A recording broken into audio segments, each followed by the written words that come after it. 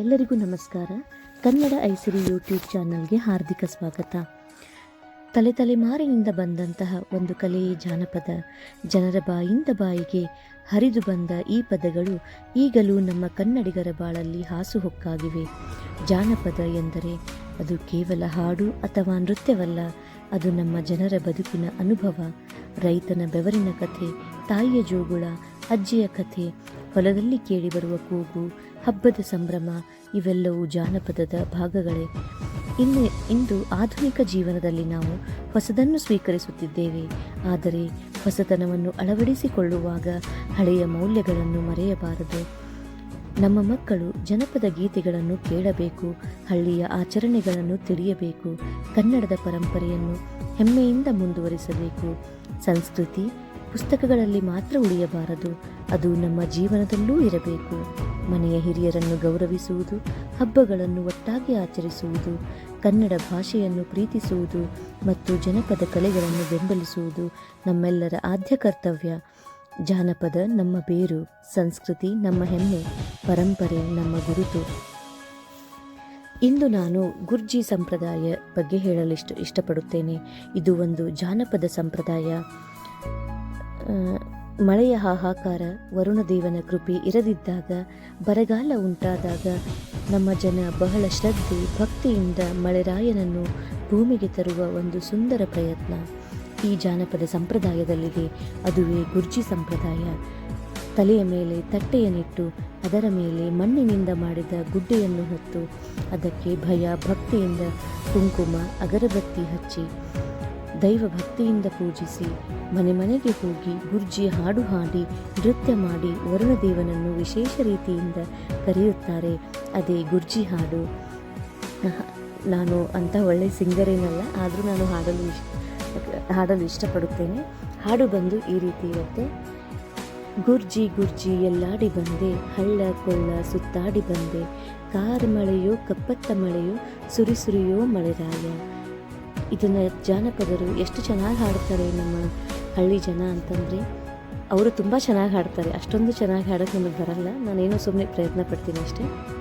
ಗುರ್ಜಿ ಗುರ್ಜಿ ಎಲ್ಲಾಡಿ ಬಂದೆ, ಹಳ್ಳ ಕೊಳ್ಳ ಸುತ್ತಾಡಿ ಬಂದೆ, ಗುರ್ಜಿ ಗುರ್ಜಿ ಎಲ್ಲಾಡಿ ಬಂದೆ, ಹಳ್ಳ ಕೊಳ್ಳ ಸುತ್ತಾಡಿ ಬಂದೆ, ಕಾರ ಮಳೆಯೋ ಕಪ್ಪತ್ತ ಮಳೆಯೋ ಸುರಿಯೋ ಮಳೆರಾಯ, ಕಾರ ಮಳೆಯೋ ಕಪ್ಪತ್ತ ಮಳೆಯೋ ಸುರಿಯೋ ಮಳೆರಾಯ. ತಂದನ್ನೋ ತಾನಾನು ತಂದನ್ನೋ ತಾನು ತಂದನ್ನೋ ತಾನಾನು ತಂದನ್ನೋ ತಾನು. ಬಣ್ಣ ಕೊಡುತ್ತೀನಿ ಬಾರಲೆ ಮಳೆ, ಸುಣ್ಣ ಕೊಡುತ್ತೀನಿ ಸುರಿಸಲೆ ಮಳೆಯೇ, ಬಣ್ಣ ಕೊಡುತ್ತೀನಿ ಬಾರಲೆ ಮಳೆಯೇ, ಸುಣ್ಣ ಕೊಡುತ್ತೀನಿ ಸುರಿಸಲೆ ಮಳೆಯೇ, ಬಣ್ಣ ಸುಣ್ಣ ಎರಡೂ ಕೊಡುತ್ತೀನಿ, ಬಣ್ಣ ಸುಣ್ಣ ಎರಡೂ ಕೊಡುತ್ತೀನಿ, ಸುರಿಯೋ ಮಳೆರಾಯ, ಸುರಿಯೋ ಮಳೆರಾಯ. ತಂದನ್ನೋ ತಾನಾನು ತಂದನ್ನೋ ತಾನು ತಂದನ್ನೋ ತಾನಾನು ತಂದನ್ನೋ ತಾನು. ಗುರ್ಜಿ ಗುರ್ಜಿ ಎಲ್ಲಾಡಿ ಬಂದೆ, ಹಳ್ಳ ಕೊಳ್ಳ ಸುತ್ತಾಡಿ ಬಂದೆ, ಗುರ್ಜಿ ಗುರ್ಜಿ ಎಲ್ಲಾಡಿ ಬಂದೆ, ಹಳ್ಳ ಕೊಳ್ಳ ಸುತ್ತಾಡಿ ಬಂದೆ, ಕಾರ ಮಳೆಯೋ ಕಪ್ಪತ್ತ ಮಳೆಯೋ ಸುರಿಯೋ ಮಳೆರಾಯ, ಕಾರ ಮಳೆಯೋ ಕಪ್ಪತ್ತ ಮಳೆಯೋ ಸುರಿಯೋ ಮಳೆರಾಯ. ಗುಂಡು ಕೊಡುತ್ತೀನಿ ಗುಡುಗಲೆ ಮಳೆಯೇ, ಹಂಚು ಕೊಡುತ್ತೀನಿ ಹಂಚಲೆ ಮಳೆಯೇ, ಗುಂಡು ಕೊಡುತ್ತೀನಿ ಗುಡುಗಲೆ ಮಳೆಯೇ, ಹಂಚು ಕೊಡುತ್ತೀನಿ ಹಂಚಲೆ ಮಳೆಯೇ, ಗುಂಡು ಹಂಚು ಎರಡೂ ಕೊಡುತ್ತೀನಿ, ಸುರಿಯೋ ಮಳೆರಾಯ, ಗುಂಡು ಹಂಚು ಎರಡೂ ಕೊಡುತ್ತೀನಿ, ಸುರಿಯೋ ಮಳೆರಾಯ.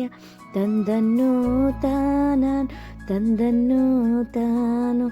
ಈ ರೀತಿ ತಮ್ಮ ಹಾಡಿನಿಂದ ಪ್ರೀತಿಯಿಂದ ಅಕ್ಕರೆಯಿಂದ ಭಯ ಭಕ್ತಿಯಿಂದ ಮಳೆರಾಯನನ್ನು ಭೂಮಿಗೆ ಕರೆಯುತ್ತಾರೆ. ಅದೇನೇ ಹೇಳಿ, ಭಕ್ತಿಗೆ ಭಗವಂತ ಮೆಚ್ಚಲೇಬೇಕು, ಮೆಚ್ಚುತ್ತಾನೆ. ಗುರ್ಜಿ ಬಂದು ಹೋದ ನಂತರ ಆ ಮಳೆರಾಯ ಬಂದೇ ಬಿಡೋನು. ನಾವು ಚಿಕ್ಕವರಿರಬೇಕಾದ್ರೆ ನಮ್ಮ ಊರಲ್ಲಿ, ನಮ್ಮ ಹಳ್ಳಿಗಳಲ್ಲಿ, ನಮ್ಮ ಮನೆಯಲ್ಲಿ ನಮ್ಮ ಜನ ಅದೆಷ್ಟೋ ಮುಗ್ಧತೆಯಿಂದ ಭಯಭಕ್ತಿಯಿಂದ ಹೇಳೋರು, ಅಯ್ಯೋ ಇವತ್ತು ಮಧ್ಯಾಹ್ನ ಗುರ್ಜಿ ಬಂದು ಹೋದ್ನಲ್ವಾ, ಅದಕ್ಕೆ ಮಳೆ ಬಂದೇ ಬಿಡ್ತು ನೋಡು ಅಂತ ಅನ್ನೋರು. ಅದಕ್ಕೆ ಹೇಳೋರಿಗೆ ಭಗವಂತ ಮೆಚ್ಚುತ್ತಾನೆ, ಮಳೆರಾಯ ಬಂದೇ ಬಿಡುತ್ತಿದ್ದ. ಈ ಹಾಡಿನಲ್ಲೂ ನೋಡಿ ನಮ್ಮ ಜನಪದರು ಮಳೆರಾಯನಿಗೂ ಮಗುವಿನಂತೆ ಬಣ್ಣ ಕೊಡುತ್ತೀನಿ ಬಾರಲೆ ಮಳೆಯೇ, ಸುಣ್ಣ ಕೊಡುತ್ತೀನಿ ಬಾರಲೆ ಮಳೆಯ ಅಂತ ಕರೆಯೋರು. ಅವರಿಗೆ ದೇವರು ಮಕ್ಕಳು ಎಲ್ಲ ಒಂದೇ ಎನ್ನುವಂಥ ಒಂದು ಮುಗ್ಧ ಪ್ರೀತಿಯನ್ನು ತೋರಿಸೋರು. ಆ ಪ್ರೀತಿಗೆ ಎಂಥವರಾದರೂ ಸೋಲಲೇಬೇಕಲ್ವಾ, ಅದಕ್ಕೆ ಮಳೆರಾಯ ಕೂಡ ಇವರ ಪ್ರೀತಿಗೆ ಕರಗಿ ನೀರಾಗಿ ಭೂಯತ್ತ ಬಂದೇ ಬಿಡುತ್ತಿದ್ದ. ಇದು ನಮ್ಮ ಸಂಸ್ಕೃತಿ, ಇದು ನಮ್ಮ ಸೊಗಡು, ಇದು ನಮ್ಮ ಹೆಮ್ಮೆಯ ಸಂಪ್ರದಾಯ. ಈ ಹೆಮ್ಮೆಯ ಸಂಪ್ರದಾಯವನ್ನು ಎತ್ತಿ ತೋರಿಸುವ ಒಂದು ಸಣ್ಣ ಪ್ರಯತ್ನ ಈ ನಿಮ್ಮ ಕನ್ನಡ ಐಸಿರಿದು. ಈ ಪ್ರಯತ್ನಕ್ಕೆ ನಿಮ್ಮ ಬೆಂಬಲವಿರಲಿ. ದಯವಿಟ್ಟು ಈ ವಿಡಿಯೋ ಇಷ್ಟ ಆಗಿದ್ದರೆ ಕನ್ನಡ ಐಸಿರಿಯನ್ನು ಸಬ್ಸ್ಕ್ರೈಬ್ ಮಾಡಿ, ಶೇರ್ ಮಾಡಿ, ಲೈಕ್ ಮಾಡಿ ಹಾಗೂ ನಿಮ್ಮ ಅನಿಸಿಕೆಗಳನ್ನು ಕಮೆಂಟ್ ಮೂಲಕ ತಿಳಿಸಿ. ಧನ್ಯವಾದಗಳು.